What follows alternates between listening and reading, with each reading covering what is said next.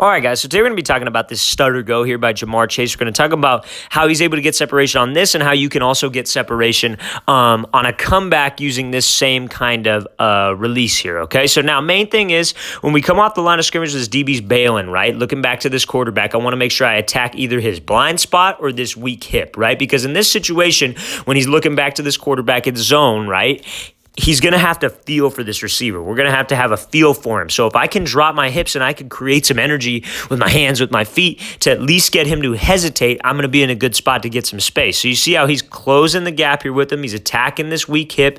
We could be in this blind spot as well here. So you see he snaps it down, or he breaks it down, I should say, and drops those hips, fast hands, fast feet, right?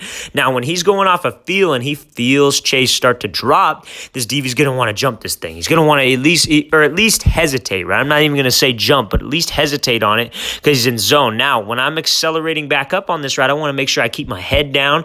If I get a hesitation out of him, I got to beat him in this scenario right now. This is where I create my space by keeping my head down, pumping my arms, and continuing to go out. So now let's say this DB plays this thing a little bit better and we got to run a comeback.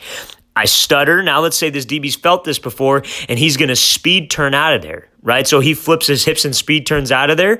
Then I get in this blind spot. As he's speed turning, I get up to the depth of my route, and then I snap it off and run a comeback in 3 steps and get out of this thing, right? So it's one of those things where it can build. Offensive coordinator can work around this kind of a thing. But when I can snap down here and I beat him on this stutter go, it sets up a lot of other routes. You could stutter, work to the outside, maybe work a rocker step. You could stutter, work to the outside, work this comeback, anything that's going to force him to speed turn because he felt you on that stutter go. Let's watch it full speed again one more time. So coming out, stutter here, get a reaction out of him. Probably should have sped turn out of there. Great job by Chase taking advantage and accelerating off this thing.